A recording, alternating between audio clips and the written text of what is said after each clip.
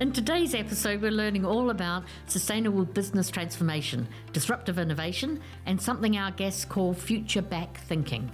Plus, I learn all about Wayne Gretzky and ice hockey, and we predict this year's Stanley Cup winner.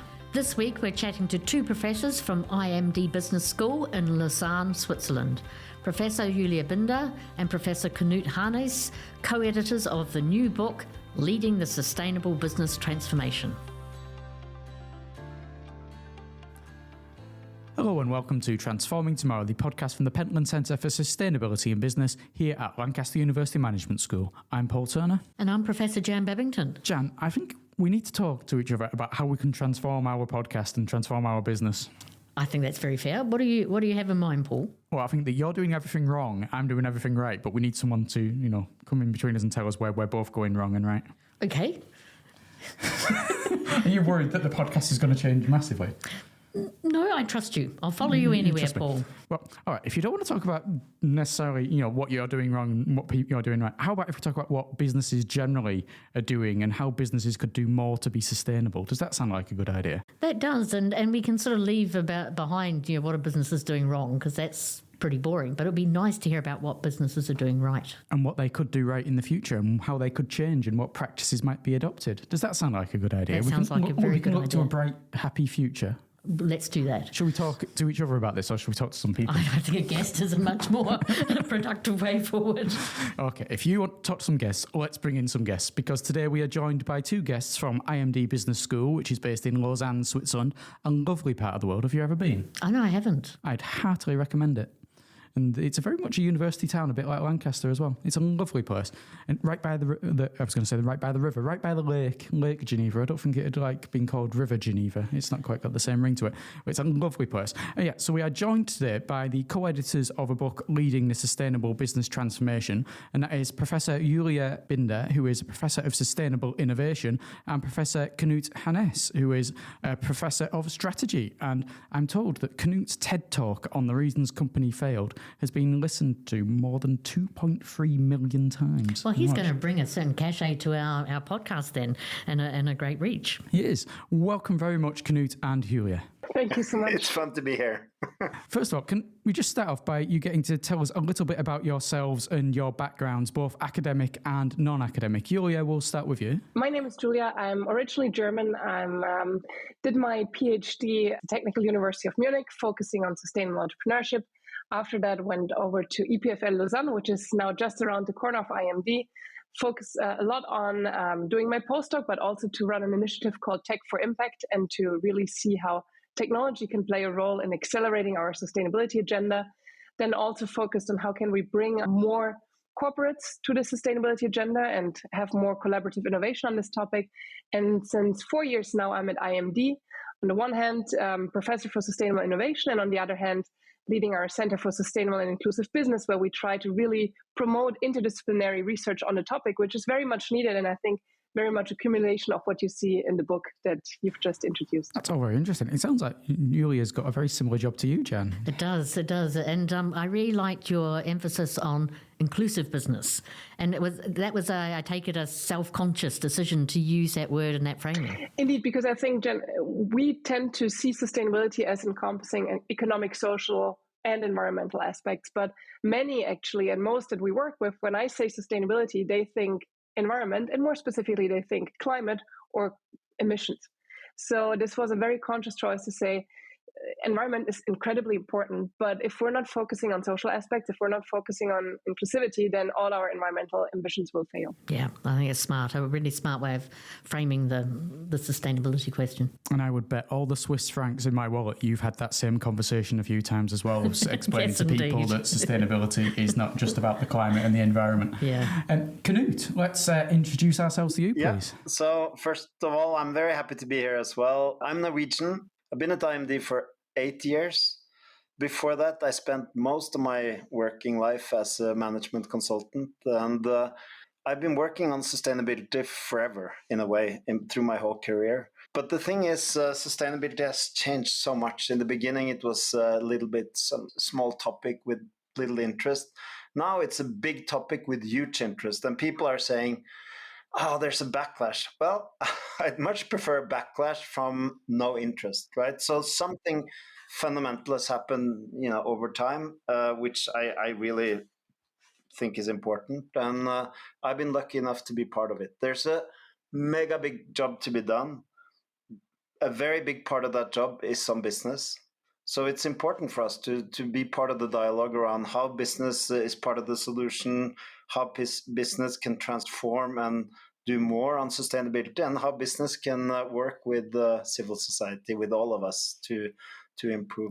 So before we go into the questions, I'm really worried that we've come across as xenophobic at some point here, Jan, because Julia seemed to be apologising for the fact that she was originally from German, and then Knut came in immediately with, by the way, I'm Norwegian, and he seemed really apologetic about it. What have we done to encourage this? Well, I think maybe it's just your imagination, because the internationalisation that goes on in universities, and for a New Zealander to be sitting in the UK tells you something as well, is really important, but also to be able to bring insights from countries together and to join them together, I think is a really great outcome.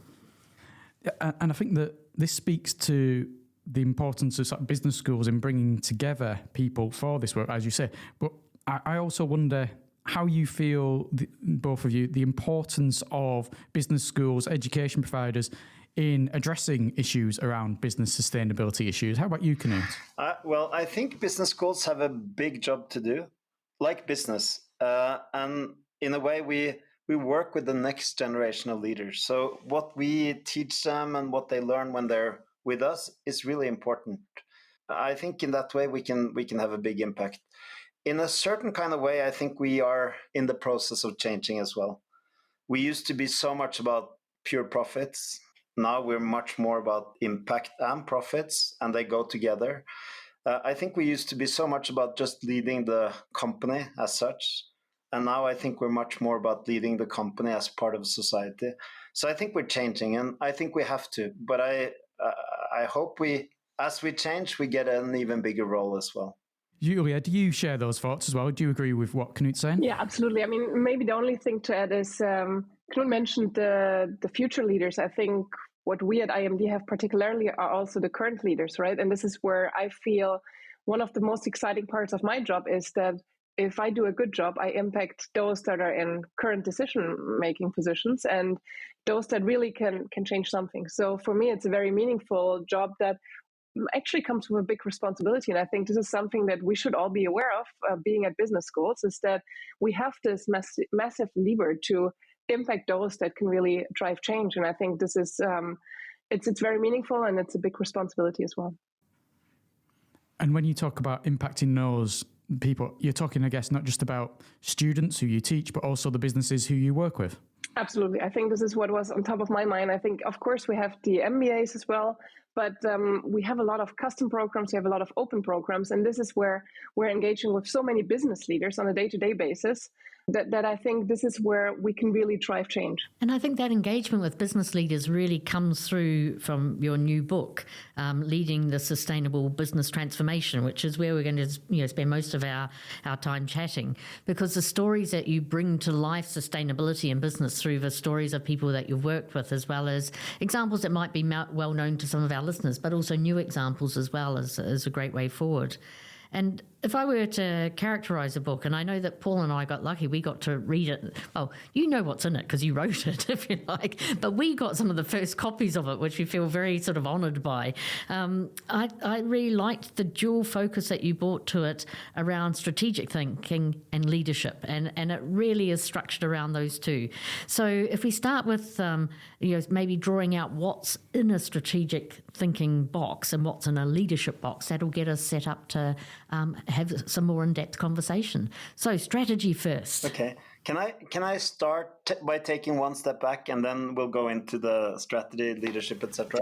For sure. Because a few years ago, when we were developing the first sustainability program, well, one of the first, I'd say, sustainability programs at IMD, we were Julia, myself, James Henderson, three of us were sitting thinking about how do we frame this? And after a while, we came to the conclusion that the way we want to frame it is to say sustainability and creating change is something around the head, our intellectual capabilities to see opportunities and address risks, all of that. And then that's not enough. This is not just an intellectual challenge. This is something about creating change through people. So that's where we came to the heart. The heart is how we make people want to create change and work together, collaborate, etc. But that's not enough either, right? There's a third part, which we call the hands, which is getting to action. And I think if there's one thing that the book tries to do is to be practical around the head, the heart, and the hands. And of course, as you ask, the first part of it is maybe looking at the head. So the head is a lot about asking ourselves, how can we incorporate a sustainability perspective and create better businesses? I think that's what it is. It's not saying how much should business subsidize society, etc. Because the thing is, if we frame it that way, there will be a limit to how much business can change. But if we say there's a way for businesses to set themselves up so they become more competitive, they survive over time, they succeed, etc., and they do it in a way which is better for society, increasingly better for society, then we're onto something. And I think that's the whole framing around the, let's say, the strategic, the head. How can we think about it in that kind of way? So that's the starting point, I would say. And I think maybe just one step back as well. And I know we're, as professors, always stepping back to zoom out before we then answer questions. But I think what is important to say about the book is that it's not just Knut and myself, quite the opposite, right? So we're really trying to leverage the core expertise of our faculty colleagues. And the interesting thing here is then that we basically encourage them and ask them, looking at your specific expertise and function, and you mentioned what is in, let's say, strategy, looking at finance, looking at accounting, looking at supply chains, looking at marketing, what is it that you think you add to the conversation that is really relevant when we talk about sustainable business transformation? I think this gives us a very different perspective on the topic. Rather than just saying, how can we infuse a little bit of sustainability everywhere? How is this really challenging now your core practice? So I think that this is one important aspect.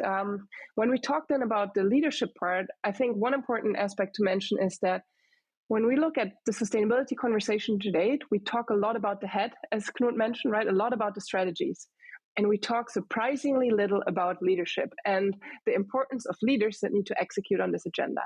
And this agenda is not an easy one. And Jen, if you've been in this business, and it looks like it for a longer while, right? So you've mentioned that you've been really looking into this for quite some years, then you know how difficult it is to lead this agenda. And so this is something where we really wanted to build on IMD's core expertise, which is on leadership, and say, what can we add to the conversation that maybe hasn't been really talked about? And so here, what we really talk about, how do we now lead this transformation? How do we manage that change?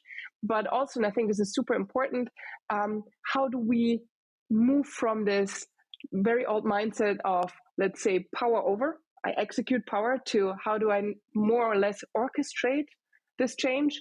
How do I develop ecosystem partnerships? Knut also refers to this as systems leadership, right? So how do we really encourage and lead systems? How do we move away from always this idea that it's only me as an organization towards us? And how do we build these networks? And this is something that changes quite a lot, right? This goes way beyond everything we know, because suddenly we need to completely rethink how we do business. And this is not just about us being successful. And what we clearly see is that those businesses that will be successful in a sustainable future are the ones that are better in orchestrating these ecosystems. It's not a single companies that will compete in the future, but superior ecosystems. You've raised something here, Julia, which I'm worried about bringing into conversation, because I fear that what might happen now is that Jan and Knut may start talking about something that will go on for the next week and a half, and the rest of the podcast will take place, which is about system leaders. Because when I read that in the book, it so brought me to a concept that Jan works a lot on called Keystone Actors.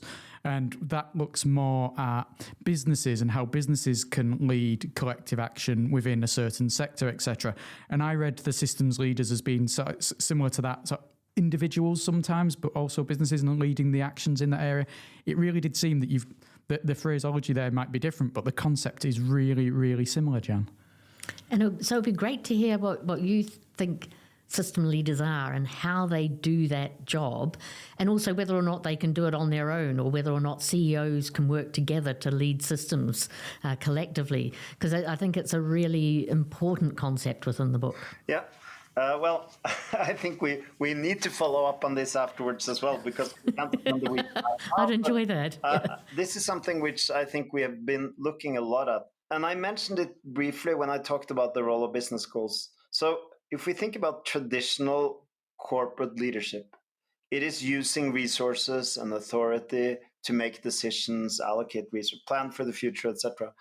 I think system leadership is a little bit different. It's about creating some kind of a collective aspiration or inspiration about something we want done. It's about actually pulling in resources across organizations. So you don't have that traditional power over the different partners. You have to agree as to what you want to accomplish together. But then, if we think about the kind of challenges we have, most of them require collaboration today. So I think we need to educate and get used to the thought that sometimes we lead collaborations. Often we're parts of collaborations. The art is actually being part of systems and contributing in the ways we can, and selecting the ones where we can really contribute, because this can also become like a spaghetti where we engage on everything and not much comes out of it. But I think system leadership is actually dealing with the big challenges that we can't deal with alone. And I think it's a skill. I think it's something that I see some corporate leaders learn. Often they learn and then they say, oh, why haven't I been doing this earlier? But some organizations are good at actually building this into their leadership early as well. And I think I see an evolution. And for me, it's one of the next pillars of a great business school, honestly. Yeah, I think it's quite interesting because I think of some of our students as I don't think they know that they're going to be invited to be system leaders. I think they're invited to be organizational leaders, and then sort of almost quite a heroic narrative and a heroic sense of self in that context. But a system leader is quite a different sense of self. I think of system leaders as being able to orchestrate others. So you create heroes, you create the outcomes that others can be proud of, etc. But you're not necessarily the one that takes all the space and kind of is the romantic leader of the past. But I see a lot of it, and I think we need a lot of it. I think this really ties in. You talk in another part of the book about shifts that are taking place at the minute, 5 shifts that are taking place between how people are acting around sustainability, things such as there being a narrow awareness of it to now being broad anxiety around issues such as that. And one of those is solo efforts to team sports. And that's the same sort of thing. It's no longer one company working by itself. It's now lots of companies working together. Although the analogy did bring a certain sense of irony to me about team sports, given announcements last year around World Cups being held across 3 continents, in Saudi Arabia as well, and the issues that brings up around sustainability. And maybe team sports no longer is the relevant phrase to use there. But certainly the concept there around all these companies working together and recognizing that they have moral imperative, yes, but I know you also talk about the importance of opportunities and the potential there, what might go forward. And I think Paul's trying to get brownie points to because we're now in a competition, it seems to me, as to who's read the book most closely. I've used all of my notes now, Jan. Anything from now on is just made up. And Paul, I want to challenge you on team sports because, of course, you have a point, but team sports done well are beautiful, and they have to be learned. Look at the evolution of small kids as they start playing football, and then gradually they learn and they become great. In the beginning, everybody's running after the ball, and then gradually they understand, I'm good at this, she's good at that, we can do this together, etc. And I think that's the in a way the positive analogy to team sports. And then of course there's extremes on everything, right? But the idea that sustainability is becoming and needs to be a team sport, I think really stands. Mm-hmm. Yeah. Oh, yeah. You're not to know this, Knut, but I spent 18 years as a sports journalist, so I'm a big fan of team sports. Yeah. Team sports are entirely my thing. Yeah, I just saw the irony there when it came to that particular FIFA World Cup and stuff. I'm talking too much, but I'll just give you one team quote, which is a bit of a kind of overused quote, but I think it applies to sustainability, and that's the Wayne Gretzky. We're all trying to find out where this puck is going, right?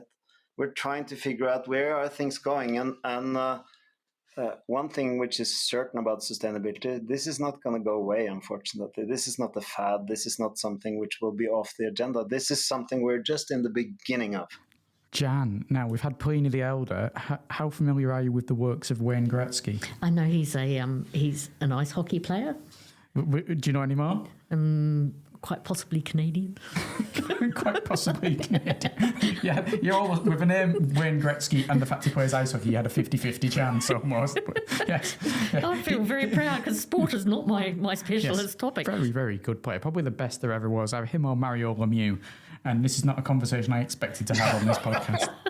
But I think we should stay with the ice hockey, I think, is the key. So what I really like... Who do you think is going to win the Stanley Cup this year? Yeah, be quiet.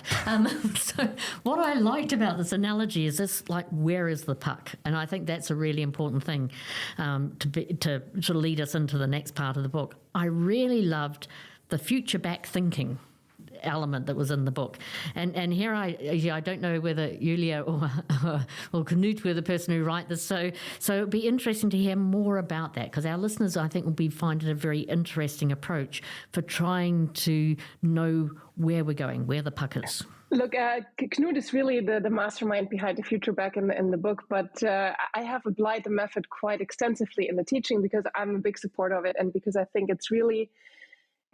it's a very important tool when we talk about more radical innovation, more disruptive innovation, more disruptive thinking and acting in business, in particular when we talk about sustainability. Why?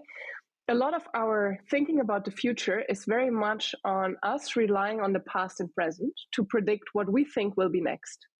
And when we look in the space of sustainability, I think we need to fundamentally change our thinking.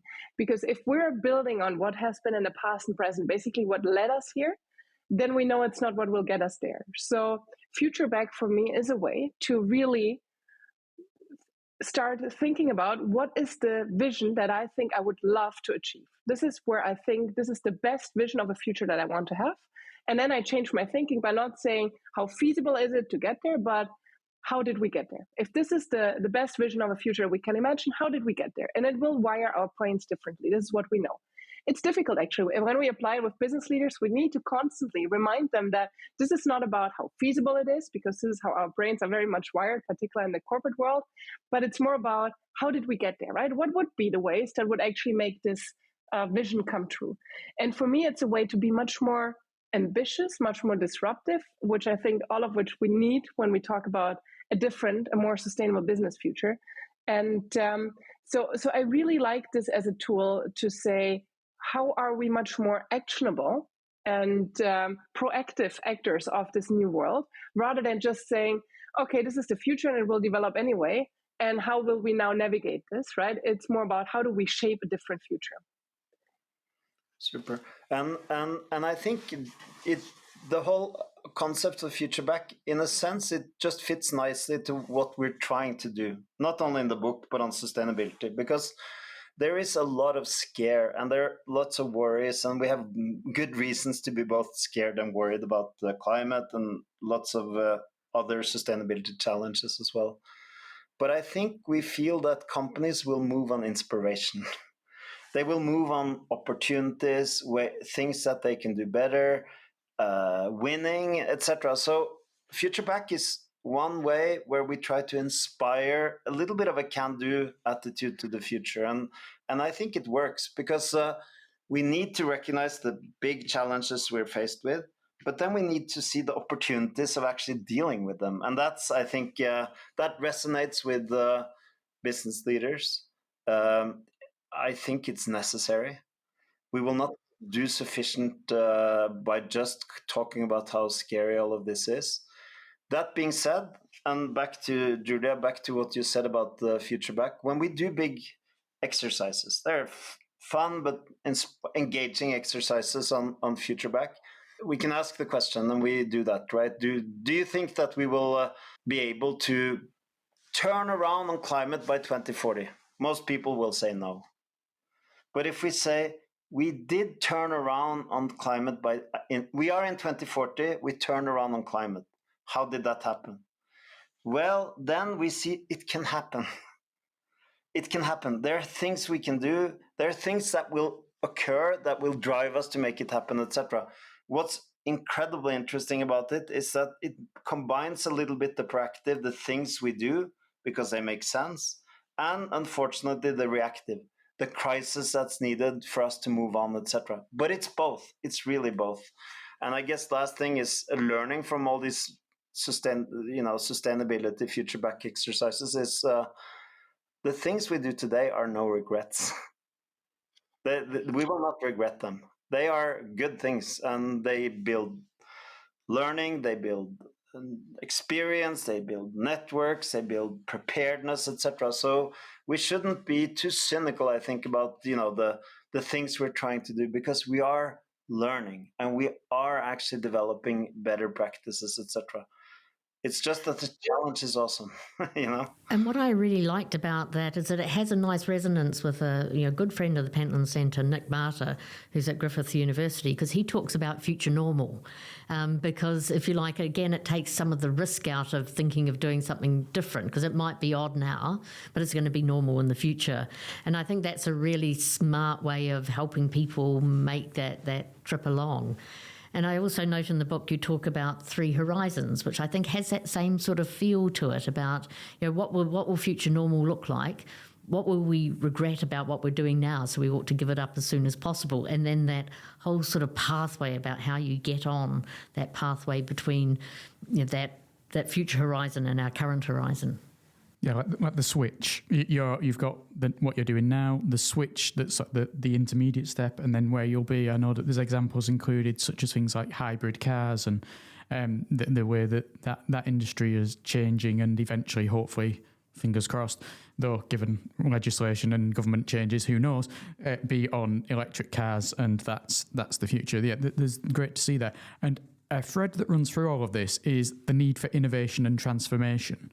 It's the fact that we're not going to get there by doing tiny little incremental things. You need people who maybe take risks. You need, and I love this phrase, especially as you mentioned, you're from Germany and Norway. So for you to have come up with the phrase wacky ideas, the need for the wacky ideas from entrepreneurs, because they're the ones that are going to have the big transformation. They're the ones that are going to make these big changes. And so how do you see entrepreneurs working on a small level, on a big level, to drive this change that will lead us to a more positive, sustainable future, Julia? For the longest time in my PhD, I focused on entrepreneurs because I think they have such a massive potential to challenge the status quo. And I think this is where, if everybody says it's not possible, right, and it's nobody's paying for it and it's not feasible, it's oftentimes entrepreneurs that show that it can be done. And I think this is where they play such an important role. It's really in showing that these things are indeed possible and desirable. And then I think corporate players, and this is where, for me personally, the switch then came to also work a lot with big corporate players. Then I think it's important that big corporate players somehow are either inspired or pressured by these startups to change themselves. Because I think then we have the situation that the problem with startups is, how do we get them out of their sustainable niche to really scale their impact, to really accelerate, to really drive change? And I think this is oftentimes in collaboration or in competition with big corporations as well. And I think this is where I often say, I like to work also with the big bad guys, right? So the ones that we would say, why would you work with them? And I say, if I get to manage to move this big ship just a little bit, the impact will be massive, right? I love to work much more with entrepreneurs, because then you work with the so-called do-gooders, because they are starting off with a vision to do things differently. They, from the beginning, try to pursue social, environmental, and economic goals simultaneously. And it feels so good to work with them. And then nevertheless, the question is, how do we get them out of their niche to really affect change on a global level and on a large level? And this is where I think I also really enjoy working with big corporate players to then say, how do we get them to change their thinking? Because every single meter there matters quite a lot. The other really great potential that you highlighted in the book is for family business. And I wonder if you could say something about that from your work with various family businesses, as well as like the big guys that might be publicly listed. There's really big actors that are also family owned as well. And I think we should point out here that chapter has been co-written by Alfredo de Masis, who is still part position here at Lancaster and who was the founder and director of the Centre for Family Business. And we had the current director of the Centre for Family Business, Alan Disco-Cruz, on not that long ago. Yeah. So family businesses, what inspiration have you seen from in that sector? So in a way, you can maybe say that sustainability, if you take a long-term perspective, it's inevitable. If you take a very short-term perspective, you can say, I can keep doing what I'm doing today. I don't need to change much, etc. Some family businesses, not only do they have a long-term perspective, but they allow themselves to invest and make decisions with a long-term perspective. And that's why sustainability becomes such an important part, I think, of businesses with a long-term perspective, with the sense of legacy and future. And some of the best companies, I think, in this space are family businesses. It doesn't go for all, but some of them actually have this time perspective that makes it obvious that we have to take sustainability, put it in the core of what we do, because that's how we will survive, succeed, renew ourselves into the future. I think, I don't know, Julia, I think we're very impressed by some family businesses, some families as well. But we can't say that they're all great, because that's not how the world is. But some are incredibly impressive. But some stock listed companies are also very impressive because they're able to take that longer perspective. But from my view, it all comes down to the time perspective, actually. I think it's really that for family business, sustainability is in their DNA, because in a sense, they're not in there for the short-term game as many, or not under the same short-term pressure as many stock-listed companies. So they have much more of this license to transform. And I think this is the biggest bottleneck in our current transformation journey, is that if you're a stock-listed company and you need to show good numbers every 3 months, it becomes virtually impossible to change in whatever direction. We're not even just talking about sustainability, but then change becomes almost impossible because this rigid economic framework doesn't allow for big changes to happen. And I think this is very important, that this allows family business to approach this topic very, very differently. And now to Knut's point, unfortunately, some of the research at IMD actually shows that despite this massive potential, not all family business are actually adopting this path and are leading on sustainability, despite actually, I would say, having the best starting conditions to do so and having the best potential for success in this journey. And I often think of family businesses as being bimodal. Either they are that example of good practice, or because all of their wealth and well-being is tied up in a singular business, they also then might be a bit rigid as well. But I think that the balance is there, and certainly the exciting ones are ones to follow. Throughout your book, there's a really positive mindset. Everything, well, no, I won't say everything, but a good majority of the content in there is thinking, yeah, this can be done. There are ways to do this. There's positive ways to move forward, to change.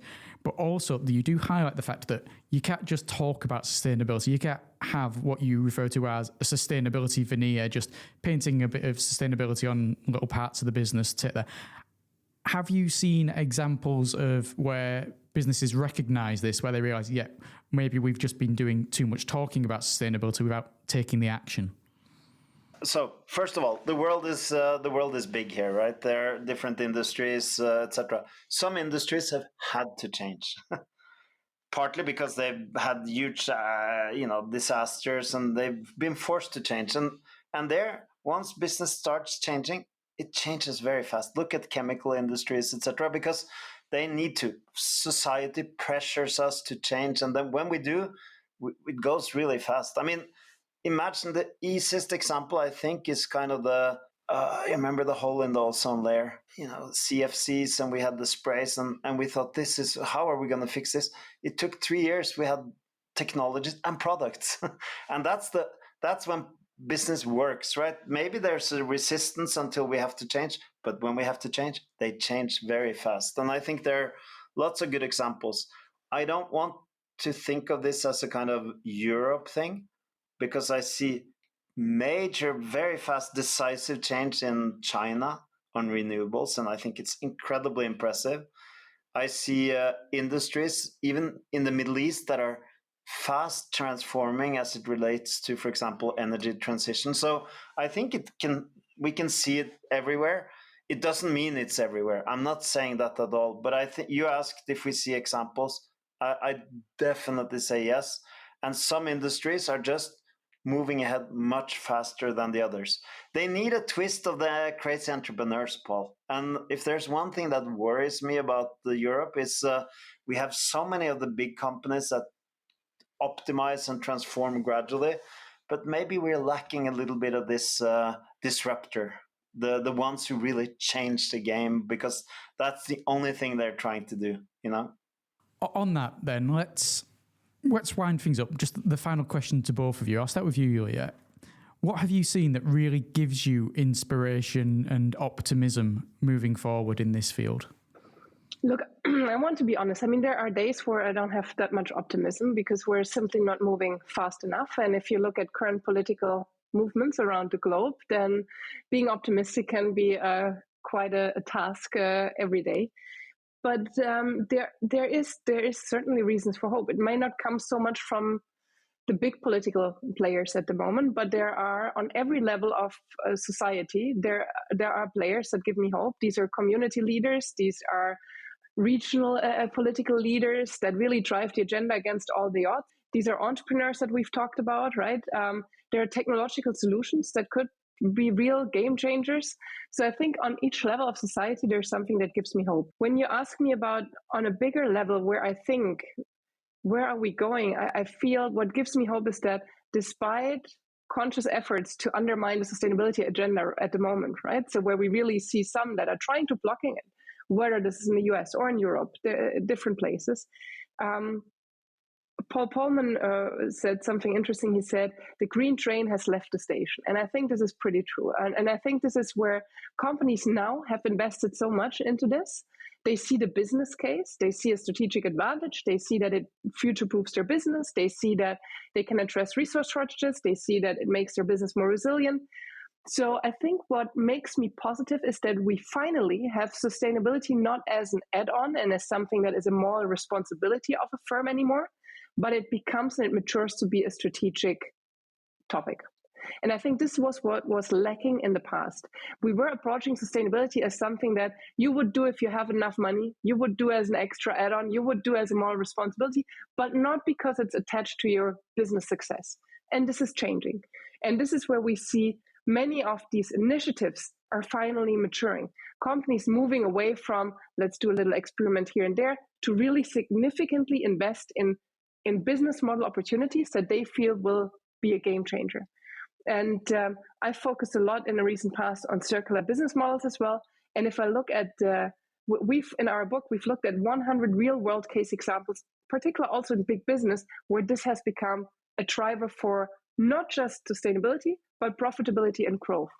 And I think this is what gives me hope. If we manage to finally tighten this and have a clear link here, then I think it becomes inevitable to work on sustainability, not for the sake of sustainability, but for the sake of business success as well. And then it can really drive change. How about you, Knut? Well, I'm born a little bit of an optimist. But I agree. I mean, I have half days, glass half full, half days, glass half empty. But if I was going to look at one thing that kind of inspires me, it's the whole evolution of let's say the right-hand side of the energy future. So, of course, we are going to do an energy transition. We don't know how fast. It's not going to be even across the world, across industries, etc. But if we look at the right-hand side, which is the renewable side, it's growing very fast. We have a set of technologies we didn't have 10 years ago, and now we know how to scale them. We're investing more into it than we're investing into the fossil fuel world. So that makes me very optimistic. And then we can say, okay, but fossil fuels are still growing. Yes, but that's a temporary phenomenon. So if I look at the kind of renewables explosion, I think that is actually it gives us reason to be optimistic. It's not solved. It's not a decade project. It's a century project, but it's happening. And that feels really important because the world is going to need energy. So we will have to find ways to develop energies, whatever, but it's shifting, and there is an alternative, and we used not to have it in a sense. So that makes me optimistic. Well, that's wonderful. And the only thing I'm pessimistic about at the end of this episode is the fact we didn't get to talk about Chief Sustainability Officer Barbie. Well, there you have it. You'll just have to do that offline. Yeah. Anyone interested should read the book just to find out what Chief Sustainability Officer Barbie is all about. Thank you very much, Julia. Thank you very much, Knut. It's been wonderful having you here on the podcast. Thanks for inviting us. That was good, wasn't it, Jan? And just in case you were wondering, the answer to the question you should have given of who's going to win the Stanley Cup, you should have said the Edmonton Oilers. Excellent. Floundering massively here. Look, I knew he was a hockey player, so I felt like I'd peaked at that stage. I'm quite happy because in recent podcasts we've now discussed the Edmonton Oilers and ice hockey, and we also discussed the Purple People Eaters, which was the Minnesota Vikings defensive line. It's all a bit sporty for me. I know, it's like I've gone back to my past career without meaning to. But aside from discussing that and CSO Barbie in this particular edition, lots of really positive thoughts about where the future lies for businesses and sustainability practice. I liked there was a phrase that they used that I found really quite exciting as a license to transform. So almost to give yourself permission to transform. And I think in that respect, yeah, that's what I'm going to nick and take away with me. I really liked the fact they made it clear that all aspects of all businesses need to be on board with this.